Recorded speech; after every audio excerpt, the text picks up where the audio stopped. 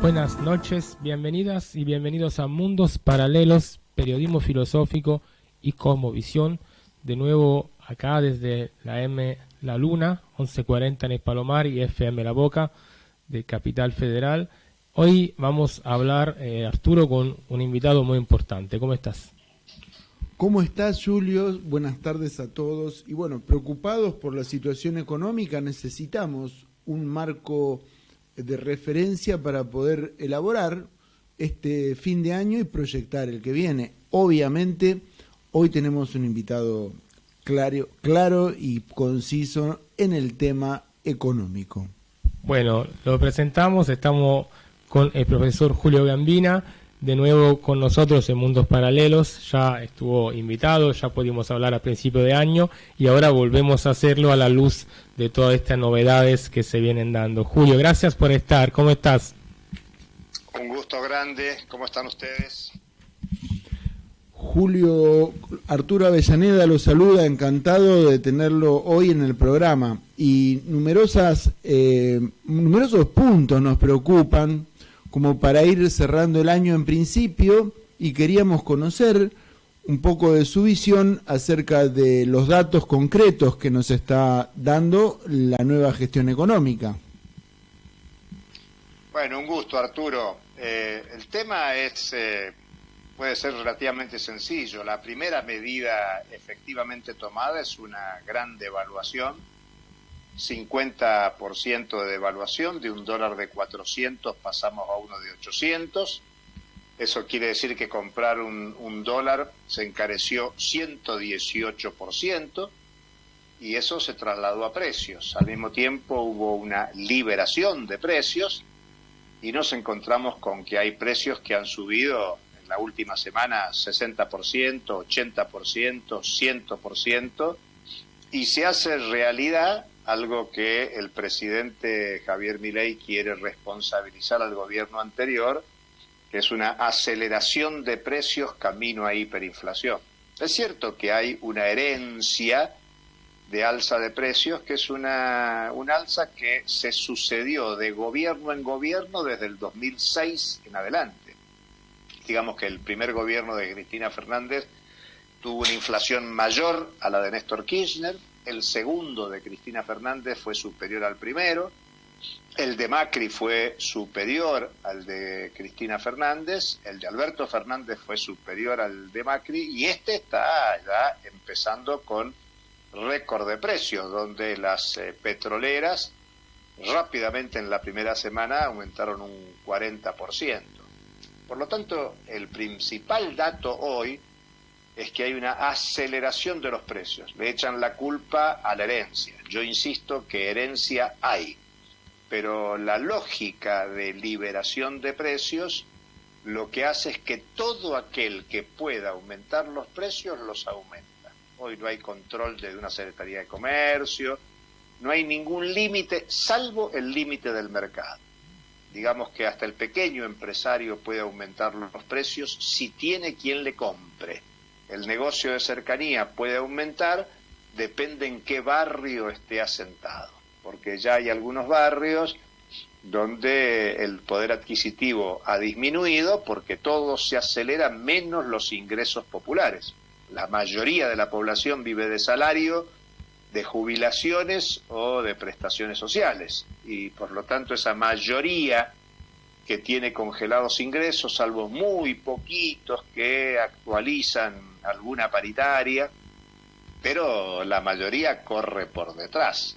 Entonces el primer dato es ese, y el segundo dato es que los anuncios en dos niveles, anuncios de ajuste y anuncios de reestructuración profunda de la economía, son muy regresivos. Los primeros son los que anunció Caputo, todavía no están en vigencia, pero entre otras cuestiones plantea aumentos de tarifas de energía, de transporte, que en tanto y en cuanto se apliquen van a ser lapidarias para la mayoría de la población. La población que usa transporte público es la población más empobrecida. Las tarifas de energía, cuando vayan llegando a los domicilios más empobrecidos o incluso sectores medios de la sociedad, va a ser un impacto muy fuerte. Plantean que se van a eliminar los subsidios en 3 etapas, de un 30% aproximadamente en cada ocasión. Y las medidas de fondo, aquellas que requieren leyes, bueno, mañana aparentemente al mediodía el presidente va a dar un mensaje anunciando las características de esto que no se conoce en profundidad, la llamada ley ómnibus, donde imaginamos que ahí adentro está un proyecto de reforma previsional que va a empezar por modificar la fórmula de actualización de los ingresos de jubilados y ratificar, como hacen todas las gestiones, la principal variable de ajuste terminan siendo las jubiladas y jubilados. También anunciará reformas laborales y algunas otras reformas tributarias, un tema que ha estado en discusión en estos días, hoy con los gobernadores, que tuvo reunión el presidente, es el tema de la reposición de la eliminación a la 4ª categoría del impuesto a las ganancias.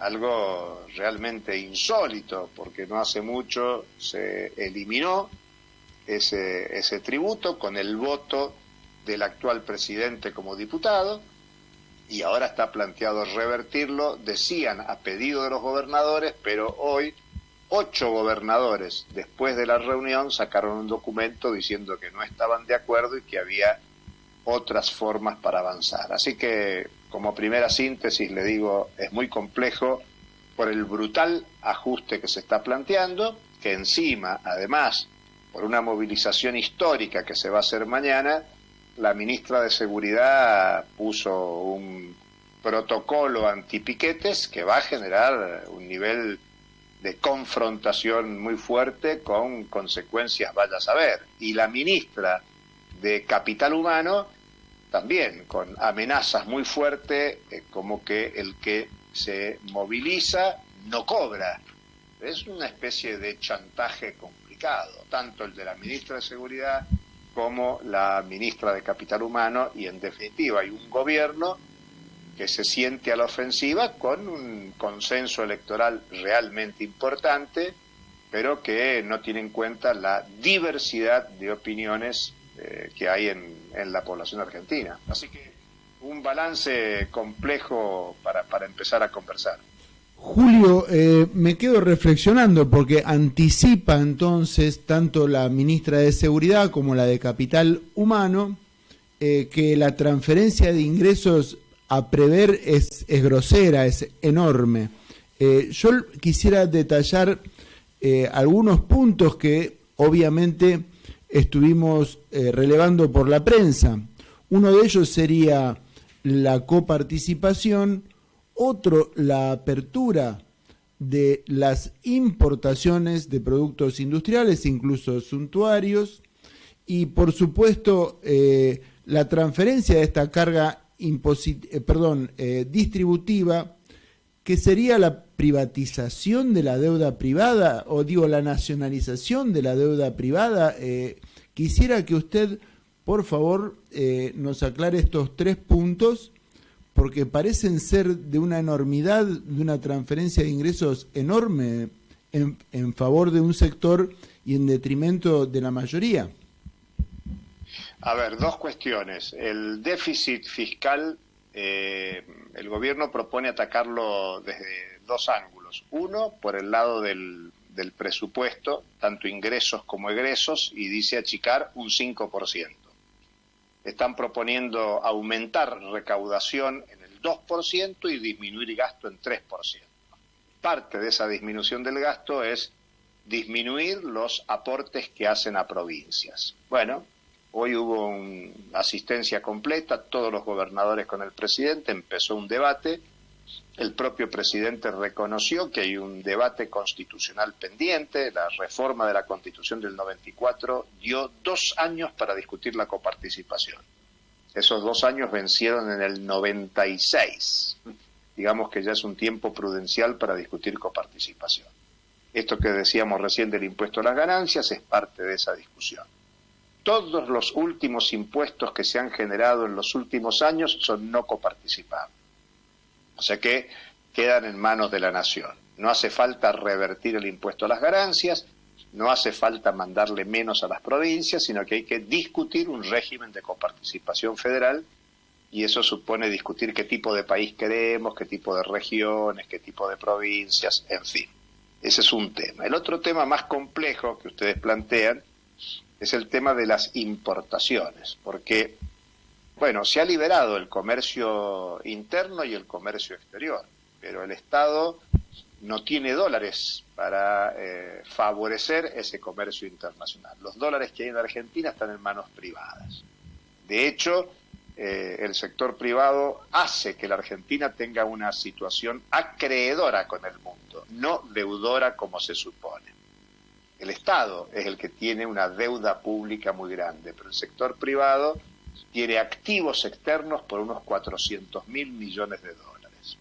La mitad de ello probablemente en billetes verdes que podrían estar depositados en cajas de seguridad o en el colchón, como se dice. Entonces, los importadores en el último año y medio, estuvieron importando con autorizaciones del Banco Central, pero que el Banco Central no pudo entregar esos dólares porque no los tenía. Los importadores dicen que el Banco Central les adeuda 55.000 millones de dólares. Yo digo dicen porque eso habría que auditarlo. Muchos de esos que dicen que le deben a sus proveedores son casas matrices, es probable que sea un enjuague contable. Son todos temas que habría que auditarlos, que habría que investigarlos a fondo. Bueno, ¿qué ha dicho el gobierno la semana pasada, primera semana de gestión? Bueno, vamos a emitir un bono, el BOPREAL, nombre pomposo, bono para la reconstrucción de la Argentina libre. Vamos a emitir ese bono que los importadores podrán comprar en pesos. De paso, el Banco Central retira pesos de circulación para la recesión inducida. Y en octubre del 2027, momento de la elección de renovación presidencial, devolveremos dólares, porque el Banco Central imagina que en estos 4 años se van a acumular dólares producto de la devaluación, de las devaluaciones que se hagan y de algunas expectativas de ingreso de divisas por saldo comercial positivo, por exportaciones agropecuarias, ya no teniendo el escenario de sequía que hubo en el último tiempo, por las exportaciones de hidrocarburos no convencionales, vaca muerta, litio, oro, cobre, en fin, hay un escenario de bonanza para el saldo comercial de la Argentina. Con lo cual, el actual gobierno, sin auditar, claro, dice que va a poner a la AFIP a verificar esos créditos y plantea una emisión de bonos por 30.000 millones de dólares. O sea, de la noche a la mañana nos encontramos con una deuda en dólares en cabeza del Banco Central para operaciones comerciales de privados a privados que tanto en el exterior como en la Argentina sabían que en el Banco Central no había dólares. Por lo tanto, esto es lo más parecido a una estatización de la deuda, algo que aconteció en el año 82, un tema que se le adjudica a Cavallo, presidente del Banco Central de la dictadura militar, y así como hubo estatización de la deuda, ahora se plantea una estatización de una deuda privada por importaciones de empresas argentinas que, bueno, pueden haber hecho esas importaciones o no. Tengamos en cuenta que los controles estatales son muy lábiles y por lo tanto lo que se plantea ahora es un incremento de deuda. Argentina está en una política económica ahora potenciando lo que fue la política de Mauricio Macri, la política de los 90 con Menem y con De la Rúa y la política de la dictadura militar. Recordemos que todavía tenemos la ley de entidades financieras del 77 vigente en la actualidad. Entonces, Julio, discúlpeme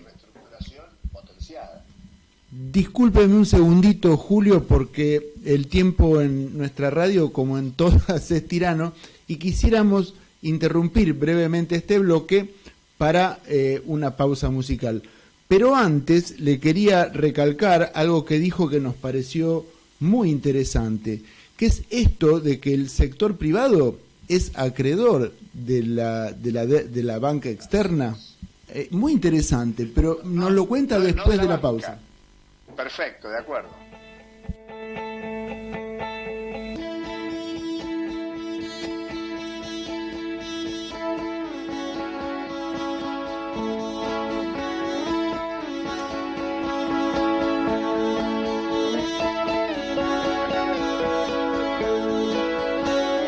¿Quién sabe, Alicia, este país no estuvo hecho porque sí? Te vas a ir, vas a salir, pero te quedas donde más vas a ir. Y es que aquí, sabes, el trabalenguas, el asesino te asesina y es mucho para ti. Se acabó ese juego que te hacía feliz.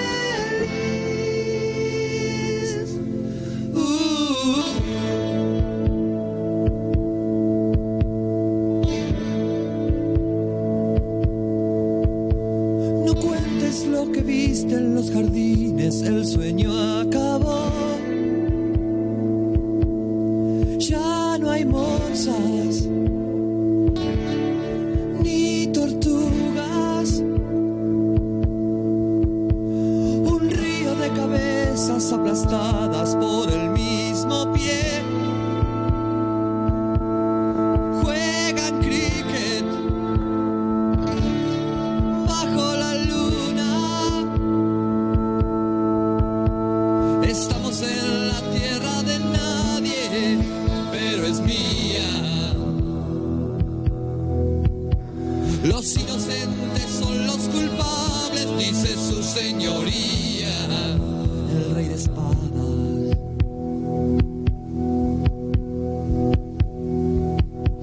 No cuentes que hay detrás de aquel espejo, no tendrás poder, ni abogados, ni testigos. Enciende los candiles que los brujos piensan envolver, nublando el camino. Estamos en la tierra de todos, en la vida. Sobre el pasado y sobre el futuro, ruinas sobre ruinas, querida Alicia.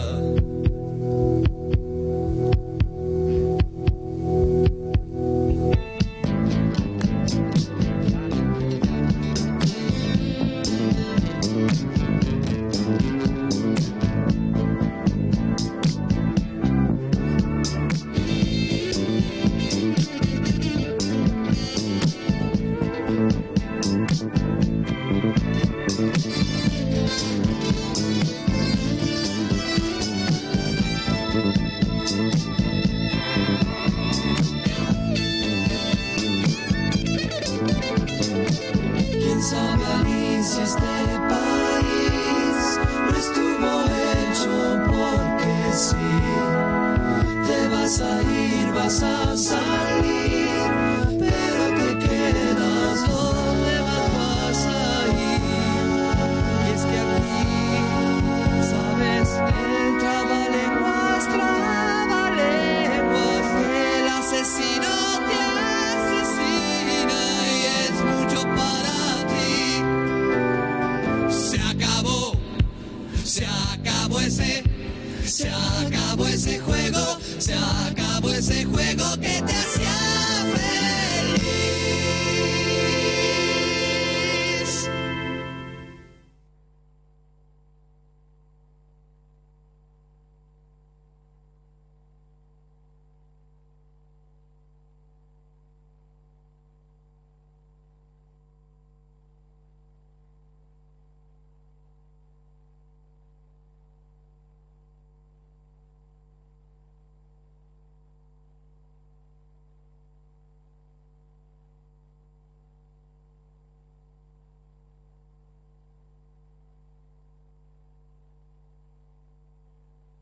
Muy bien, después de la pausa musical volvemos a Mundos Paralelos, Periodismo Filosófico y Cosmovisión.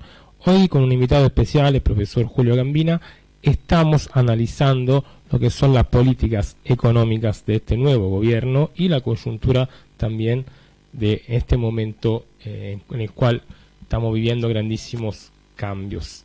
Julio, de nuevo agradecido por estar con nosotros. Cerramos el otro bloque hablando también de la cuestión de la analogía económica de la doctrina neoliberal en diferentes momentos de la historia argentina de las últimas décadas, y esa realmente era la pregunta que yo quería hacerte. Me anticipaste totalmente, pero voy a darle una vuelta más y reflexionar sobre el escenario político, sobre las políticas que este tipo de aplicación del neoliberalismo necesitan. Ya estuvimos hablando un poco de la idea de la amenaza, ¿no?, a la seguridad con el tema de los piquetes, el tema de la ministra Patricia Bullrich, de la ministra también de Capital Humano. Realmente en este país el neoliberalismo va de la mano con algunos tipos de políticas que no están muy en favor de la libertad política cuanto de la libertad económica, nada más. Mirá, dos palabras previas de la pregunta que quedó boyando. La información del INDEC del vínculo de la Argentina con el mundo dice que la Argentina como país es acreedora del mundo, o sea que el mundo le debe a la Argentina. Pero dentro de la Argentina está el sector privado y el sector público. El sector público es deudor y el sector privado es acreedor. ¿Por qué resulta acreedor? Porque hay argentinos que fugan capitales de la Argentina. Esa fuga de capitales son inversiones patrimoniales del exterior, sea en acciones, títulos, depósitos, bienes inmuebles, y entre ellos divisas, dólares, que se guardan acá en la banca o en los domicilios, en cajas fuertes, pero como no están registrados y no funcionan en el sistema financiero, se consideran tenencias de activos externos de Argentina. Por eso cuando se dice que en la Argentina no hay dólares, no es verdad. Los dólares están, pero no los tiene el Estado, no están en el Banco Central. Los dólares están en manos privadas, muy pocas manos privadas, o si quieren muchos, pero muy pocas que tienen muchos dólares. Esa es una primera cuestión que quería aclarar. Y la segunda, vinculada a esta pregunta del neoliberalismo, hay que señalar que el neoliberalismo fue una respuesta del capitalismo mundial a la crisis de los 60-70, y el neoliberalismo empezó en Sudamérica, precisamente con el golpe de Estado en Chile hace 50 años. El ensayo fue acá en las dictaduras militares, con violencia, con terrorismo de Estado, y luego lo adoptó Gran Bretaña con Thatcher en el 79, Reagan en Estados Unidos en el 80, y se generalizó en Europa con Mitterrand en Francia, con Felipe González en España, digamos, la socialdemocracia europea lo asumió, y con la caída del muro de Berlín se avanzó hacia Europa del Este y una nueva oleada neoliberal en América Latina y el Caribe. Fue el consenso de Washington, que decía que había que privatizar, estimular la iniciativa privada, favorecer todas estas reformas estructurales de fondo en la región. Y claro, todo eso generó un nivel de desigualdad galopante, de crisis, y vinieron las respuestas que también empezaron en América Latina, y por eso la primera década del siglo XXI fue una década de expectativas, de esperanzas, de reversión de las políticas neoliberales, algo que no terminó de ocurrir.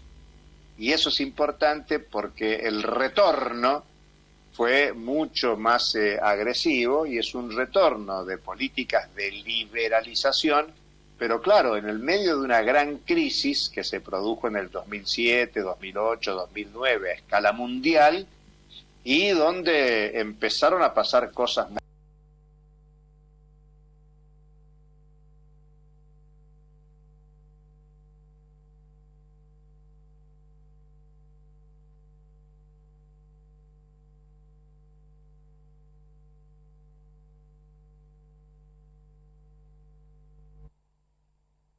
Muchachos.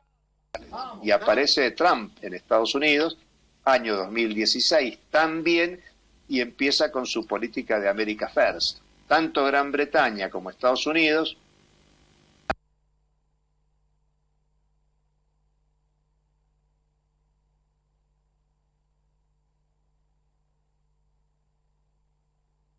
guerra en Ucrania, situación en Palestina, lo que empezó a desarrollarse con mucha fuerza son las sanciones unilaterales de Estados Unidos y por lo tanto la mundialización neoliberal estalló en un marco de creciente papel de China en la economía mundial. Síntesis, hoy tenemos una crisis capitalista y una crisis de las políticas de liberalización que convoca a un desarme y a un desorden de la mundialización construida por 40 años, y hoy tenemos esta situación de multilateralismo en el marco del desarrollo capitalista, donde China, Rusia, Irán, bueno, asociando a India, a Brasil, a través de los BRICS y de muchas otras alianzas, desarrollan nuevas cadenas de valor, de articulación de la producción y la circulación mundial, y por lo tanto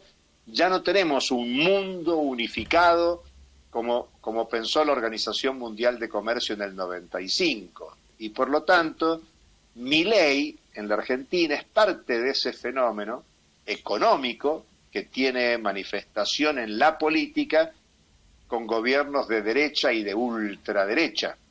Y me animo a decir que la ultraderecha está mirando con mucha atención el experimento argentino, porque Javier Milei es quizás el más ultra de los gobernantes de derecha, el más arriesgado, el que ha hecho formulaciones, que habrá que ver si las puede materializar en la práctica, mucho más audaces que lo que fue Bolsonaro, que lo que pudo hacer Trump, o que lo que pueden hacer algunos otros gobernantes de derecha, sea Meloni en Italia u otros en Europa, y por lo tanto el club de la ultraderecha mundial está muy entusiasmado con lo que pasa en Argentina. Por eso Zelensky pasó por acá en la Argentina. Algunos dicen, no vino nadie importante. Bueno, vino el comandante del operativo más importante que la OTAN y Estados Unidos atrás despliega en el sistema mundial. Así que Argentina ahora está en el centro de la atención y les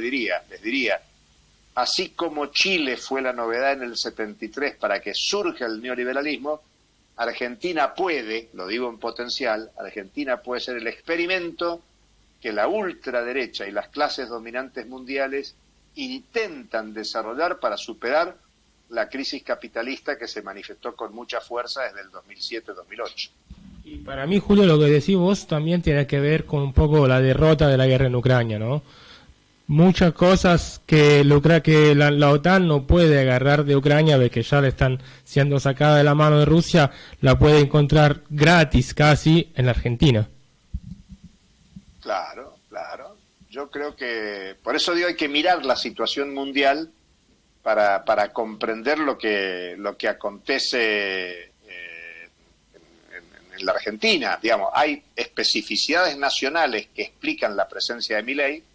Por un lado, el fracaso del macrismo y del kirchnerismo, el fracaso de los dos últimos gobiernos, o el fracaso de las expectativas que la joven generación del 2001 puso en el proceso de transformación en la Argentina, y eso explica como causas nacionales la emergencia de Milei. Podría haber emergido otro, pero emergió Milei. Pero los fenómenos globales de crisis capitalista empatan y convergen con la situación de la Argentina. Sí, eso es interesante, creo también, yo lo digo desde un punto de vista, no sé, de docente también, me parece que hay una falta bastante grande de reflexión internacional en nuestro debate político, ¿no? Siempre pensamos casi que es un país autónomo, en realidad somos totalmente dependientes de lo que son las dinámicas internacionales, cada vez más, diría. Son las dos cosas, porque, por ejemplo, no se puede entender la inflación argentina solo por la inflación mundial, como que no se puede entender el fenómeno del avance de la derecha mundial con el triunfo de Milei. Hay una articulación de fenómenos nacionales con fenómenos globales. Digamos que siempre hay que mirar, por empezar, yo soy profesor de economía política y siempre enseño en clase que el capitalismo es mundial, la economía es mundial, y por lo tanto no puede analizarse lo nacional de ningún país, ni de Estados Unidos, ni de Haití, ni de Argentina, ni de Italia, ni Alemania, ni Brasil, sin pensar en la economía mundial. Estados Unidos decide la suba de las tasas de interés o la baja de las tasas de interés, es una política nacional, pero impacta en la economía mundial. Y por lo tanto, lo nacional y lo mundial hay que plantearlo articuladamente. Hay mucho de especificidad local y hay mucho de interrelación de lo que acontece en el mundo. Claramente. Bueno, estamos en un escenario mundial bastante complejo, ¿no? La crisis del Mar Rojo ahora, toda esa parte también influye muchísimo en lo que son un poco las dinámicas económicas en este momento. Y yo creo que también una participación, entre comillas, indirecta de la Argentina a la OTAN no es una cosa, digamos, casual, ¿no? Bueno, mirá, Milei estuvo disfrazado de militar en Bahía Blanca y les dijo a la gente que resuelvan con sus propios recursos, al mismo tiempo que le donó 2 helicópteros a Ucrania y una cantidad de alimentos y pertrechos, lo que muestra que pesa más el alineamiento internacional que la solidaridad con los afectados por razones climáticas en Bahía Blanca, para mostrar una cuestión menor, digamos, ¿no? Un dato de la cotidianidad. Es muy fuerte esa fuerte subordinación de la Argentina a una política internacional. Si vos querés otra, bueno, el embajador de China acaba de retirar por ahora transitoriamente el embajador chino en Argentina, del mismo modo que Argentina no ha reemplazado al embajador argentino en China, y pensá que el gobierno argentino le pidió al gobierno chino continuar con el swap que había negociado Cristina Fernández, ratificado Mauricio Macri, ratificado y aumentado el gobierno de Alberto Fernández, y que Milei había discutido en la asunción de mantener el swap y de continuar con las relaciones con China, abandonando las bravuconadas de campaña electoral. Y sin embargo, ante las agresiones que sigue habiendo, bueno, el embajador de China hoy no está, queda un funcionario de segundo nivel en la embajada, y habrá que ver si vuelve en enero o en febrero, después de las vacaciones, después de las fiestas, pero pueden entorpecerse las relaciones de Argentina con China. Argentina fue invitada a participar en el BRICS desde el principio de enero, y tanto la canciller argentina como el presidente dijeron que nunca se van a incorporar. Eso tienen que resolverlo institucionalmente, no es tan sencillo que ahora Argentina, después que aceptó, diga, mire, no vamos a aceptar, porque es todo un trámite, y hay lazos diplomáticos que no es tan sencillo hacerlo. No solo se trata de China, ni de Rusia, está India, que tiene también sus cercanías con Estados Unidos, está Brasil, que es el principal socio comercial de la Argentina. La titular del Banco de los BRICS es Dilma Rousseff. Por lo tanto, hay temas de las relaciones internacionales que no son tan simples, no tan sencillos. Argentina ha decidido no designar embajadores en algunos países, uno de ellos es China, por supuesto, por ahora, y obviamente ha designado rápidamente embajadores en otros países, y eso genera recelos, y en un mundo que está en desorden, que está reordenando las cadenas mundiales de valor, las relaciones diplomáticas, la multilateralidad, bueno, eso pone de manifiesto que no es tan simple, y por eso estamos en un momento muy complicado, en lo local y en las relaciones de la Argentina con el mundo. Bueno, Julio, vamos cerrando este bloque y te dejo otra pregunta para el próximo. ¿Qué quiere decir la privatización de empresas nacionales tipo YPF, por ejemplo? ¿Cómo se pierde una idea del bien común de una empresa nacional o de los bienes comunes en cambio de una búsqueda de liquidez a toda fuerza, ¿sí? Así que esto te lo dejo para la próxima vamos a escuchar un poco de música. En unos minutos vamos a volver a este tema.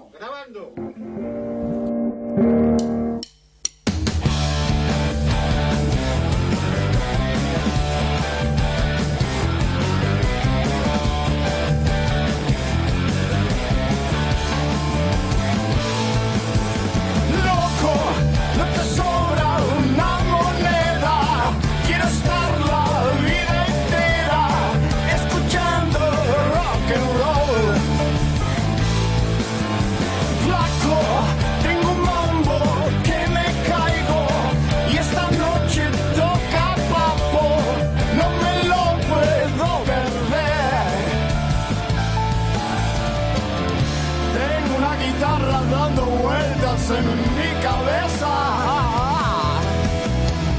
tengo el bajo bien abajo masajeando no sé qué, tengo unos tambores locos que me baten y me besan, siento tanto fuego adentro que no sé.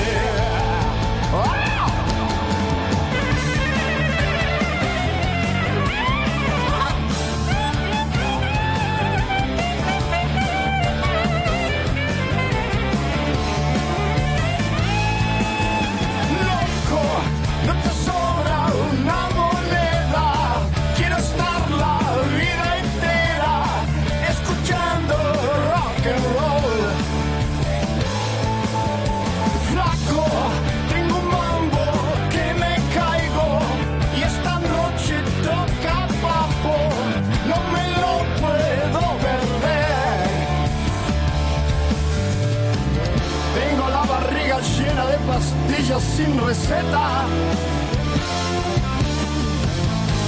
tengo las venas mezclando sangre con alcohol, no doy mucho por mi vida y me tiene descuidado, si me dejan de propina y me echan donde voy, sí.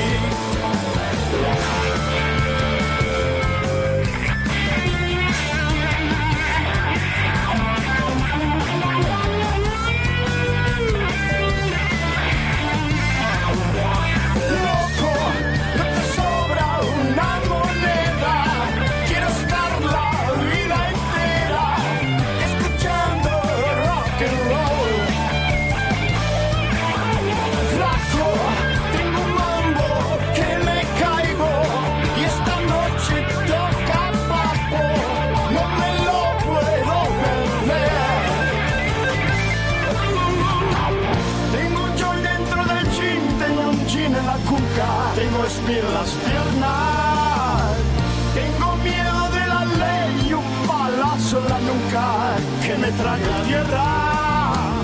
Yo sé que un día me iré a ese cielo sin nadie, lo veré en las calles,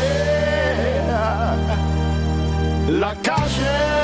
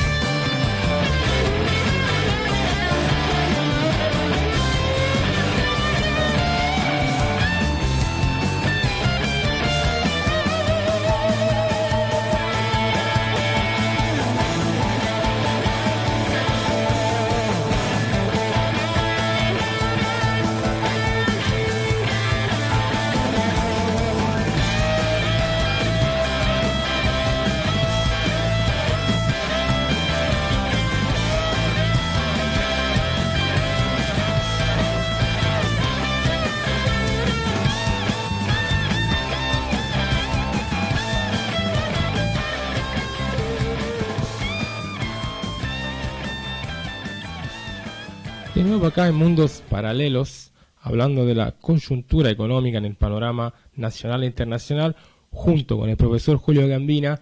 Julio, estábamos hablando del tema de la privatización de lo que son los bienes comunes nacionales, naturales, económicos, sociales.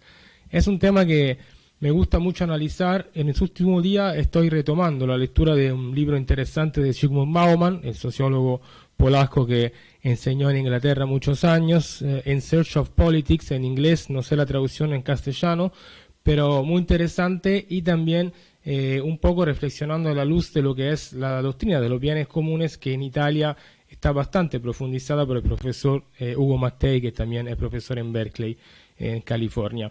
Esta idea de vender los bienes comunes, extranjerizarlo o simplemente transformarlo en liquidez, me parece una cosa realmente muy preocupante. Bueno, Argentina empezó con esta concepción en los años 90, modificando el código minero y subordinando a la Argentina a la lógica primario exportadora que se ha generalizado por toda América Latina, inclusive Brasil. Brasil era la gran potencia industrial de América Latina y el Caribe, y Brasil, Argentina han primarizado sus exportaciones. Digamos que desde los años 90, América Latina y el Caribe ha avanzado en un proceso de primarización de sus exportaciones, porque América Latina no hay que hablar solo de Argentina, sino que toda la región es muy rica en petróleo, en gas, en hidrocarburos, en agua, en tierra, en biodiversidad, en oro, en cobre. Cuando uno mira las principales exportaciones de los países de América Latina, tiene que ver con bienes comunes, recursos naturales, como algunos señalan. Y la Constitución reformada en la Argentina del año 94 le dio la propiedad del suelo y el subsuelo a las provincias. Y eso, bueno, genera una distorsión que no permite que la Argentina tenga una política nacional de defensa de los bienes comunes, porque, bueno, las provincias se atan a las regalías que les produce la explotación de esos bienes comunes. Y la explotación de esos bienes comunes se hace con tecnología y capital extranjero. Entonces se generaron todas las condiciones de política económica y jurídicas para un proceso de privatización y de dependencia al capital transnacional. En la Argentina el complejo sojero está dominado por el paquete tecnológico de las grandes corporaciones de la alimentación, de la biogenética. El complejo minero está subordinado a la tecnología y a los capitales extranjeros. No hay pequeñas, medianas empresas, casi ni siquiera hay grandes empresas de capital local que intervengan en la toma de decisiones del modelo productivo, del modelo de desarrollo en la Argentina.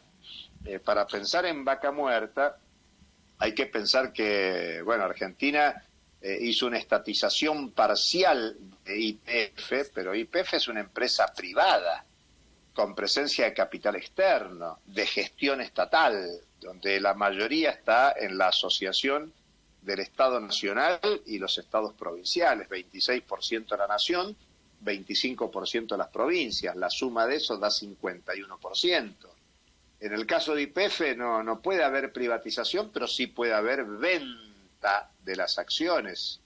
Y por lo tanto hoy está planteado para algunas empresas públicas, el caso de los ferrocarriles, los medios de comunicación oficiales, sí, un proceso de privatización, y parte de eso es probablemente lo que anuncie Javier Milei mañana al mediodía, como se está anunciando hoy, que va a anunciar el paquete de leyes que se lleva al Parlamento para la discusión y aparezcan nuevas leyes. Son reformas estructurales muy de fondo. Digamos que Argentina no revirtió una lógica de objetivos que planteó Martínez de Oz en abril del 76 como ministro emblemático de la dictadura militar del año 76, que luego repitieron con mucha fuerza en la década de los 90 Menem, líder peronista, y de la Rúa, líder radical, y que retomó con fuerza Mauricio Macri en el 2015, y hoy Javier Milei es política recargada de privatizaciones, de entrega de esos bienes comunes para la lógica anarcocapitalista de Milei apunta en ese sentido. Hay que destruir todo lo que haya en manos del Estado y entregárselo al capital privado. Por eso, entre otras decisiones concretas, está el de prorrogar el presupuesto 2023 para el 2024, que eso es letal, por ejemplo, para las universidades públicas, porque las universidades públicas con un presupuesto prorrogado no pueden funcionar más allá del primer trimestre, el primer cuatrimestre, el primer semestre como mucho, y bueno, las obliga a cerrar o a mercantilizar su producción docente, científica, para asegurar recursos. O sea que la lógica privatizadora de Milei es una exacerbación de la lógica liberalizadora que empezó con la dictadura militar en la Argentina y se potenció bajo gobiernos constitucionales. Ahora, Julio, ¿cuál es el efecto social de este tipo de privatizaciones? Pero ya tiene un efecto social, ¿no? Demoledor para los trabajadores estatales en primer lugar, pero para las poblaciones donde se asienta esa producción y para una lógica depredadora del medio ambiente, porque, bueno, se acaba de hacer la COP28, se habla mucho del cambio climático, pero claro, el principal problema del cambio climático es la depredación de la naturaleza con el modelo productivo de privatizaciones. Y si Argentina consolida este rumbo de privatizaciones y de entrega de los bienes comunes, eso significa, así como la minería tiene un ciclo de producción de 25 a 30 años y deja tierra arrasada, bueno, toda la explotación de los bienes comunes supone la destrucción de la naturaleza, pero también de los habitantes que viven en la naturaleza, y potencia los mecanismos de explotación de la fuerza de trabajo. Por eso en la Argentina, bueno, entre otras cuestiones, existen movimientos de pueblos fumigados, porque todo este modelo de valorización primario exportador hace que la toxicidad aplicada al modelo productivo destruye la vida, genera enfermedades en la población de las zonas aledañas. Y bueno, por ejemplo, Vaca Muerta, que es el gran boom económico de la Argentina de los últimos años y en perspectiva, se hace con la tecnología de la fractura hidráulica, el fracking, que es lo que permitió que Estados Unidos sea, de nuevo, a partir del 2015, primer país productor de petróleo en el mundo, ya de ser el principal consumidor de petróleo en el mundo, pero hay territorios de Estados Unidos en que esa tecnología está prohibida, hay territorios en Europa que esa tecnología está prohibida, y el país que más ha desarrollado la tecnología de la fractura hidráulica es Argentina. Así que esta lógica depredadora de la privatización de bienes comunes tiene consecuencias nefastas para el medio ambiente y para la población en el país. Julio, quería preguntarle puntualmente lo siguiente, porque el advenimiento del ministro Caputo al Ministerio de Economía no parece haber sido recibido por la banca local, por la banca minorista argentina, con el mismo entusiasmo que lo reciben sus amigos de la banca financiera y especulativa internacional. Yo quisiera preguntarle si usted notó esta sutil diferencia en la recepción del ministro. No sé si es tan así, porque los bancos tenían y tienen un problema que son los pasivos remunerados del Banco Central, pase pasivo y LELIQ, un valor que está en el orden de los 23, 24 billones de pesos, con B de bueno, B de burro, es una cifra gigantesca. Y la primera reunión que hubo, hay que pensar que el presidente del Banco Central es socio del ministro de Economía, son socios de la misma consultora profesional, y Santiago Bausilis trabajó con Caputo cuando fue ministro de Finanzas, presidente del Banco Central, o sea que hay una dupla, Banco Central, Ministerio de Economía, y las reuniones han sido todas muy amigables, no hay, es más, el planteo que le hizo el presidente del Banco Central a los bancos es: no venimos con políticas de shock, y se están ofreciendo una cantidad de medidas, así como contábamos el tema del BOPREAL, que sirve para los importadores, también a los bancos mañana miércoles se va a ofrecer una licitación de bonos que va a emitir el Tesoro con la intención de que los bancos dejen de invertir en LELIQs o en pases pasivos en el Banco Central y empiecen a invertir en bonos del Tesoro, que van a ser más atractivos que los intereses que le otorga el Banco Central. Y al mismo tiempo, para desfavorecer ese proceso de inversión en el Banco Central ha decidido bajar la tasa de interés de los plazos fijos, que también es afectar los intereses de los pequeños ahorristas. No son los pequeños ahorristas los principales inversores en plazo fijo en los bancos, pero hay una cantidad de pequeños inversores que tienen sus recursos en plazo fijo y por lo tanto el Banco Central está operando a favor de la banca, a favor del sistema financiero, para tratar de mantener los intereses y la rentabilidad de la banca, afectando los intereses de los pequeños ahorristas. Digamos que tanto en el sector productivo, del agro, de la industria, del comercio, como en el sector financiero, los perjudicados son los mismos. Acá hay que pensar que yo ayer escribí un artículo donde señalo que el gobierno está queriendo meter miedo con la inflación, con la hiperinflación, para que sobre la base de ese miedo se acepte cualquier política económica. Yo les comenté que por ahora viene abandonando la lógica de la dolarización, pero bueno, todo este miedo que mete, y en tanto y en cuanto el miedo favorezca las políticas de ajuste y reestructuración regresiva, no sería nada raro que en cualquier momento vuelva la lógica de la dolarización, la lógica de la especulación financiera, y hay un sistema financiero que sigue regulado por la Ley de Entidades Financieras de Martínez de Oz, va a estar satisfecho. Y piensen que la banca, el sistema financiero argentino, está fuertemente transnacionalizado, extranjerizado, aires, y bueno, son territorios apetecidos por el capital transnacional, por el capital especulativo, en el marco de esta crisis mundial del capitalismo, como señalábamos. Bueno, creo que el pantallazo sobre este tema de los bancos, Arturo, es claro, ¿sí? Tenemos un poco una política unitaria con respecto al tema de la presión, también del miedo, como justamente se estaba nombrando. Es algo que venimos arrastrando ya de hace tiempo, ¿no? Imaginemos un poco la cuestión del COVID también, cómo jugó el tema del miedo, y acá el traspaso económico, el shock, también juegan, digamos, un rol parecido. Bueno, Julio, nosotros estamos muy agradecidos por tu participación al programa. Bueno, esperamos tenerte pronto de nuevo, porque siempre son análisis súper esclarecedoras y necesitamos cada vez más de eso, cada vez más, porque la verdad que los horizontes son bastante oscuros y hay también bastante, digamos, intención por parte del gobierno de mezclar un poco la carta y efectivamente jugar entre la oscuridad y el miedo para que la gente, además de no entender, también termine en una trampa, a mi manera de ver. Así que, bueno, muchísimas gracias por estar. Gracias, Julio, gracias, Arturo, un gusto grande y a disposición hasta cualquier momento. Buen fin de año.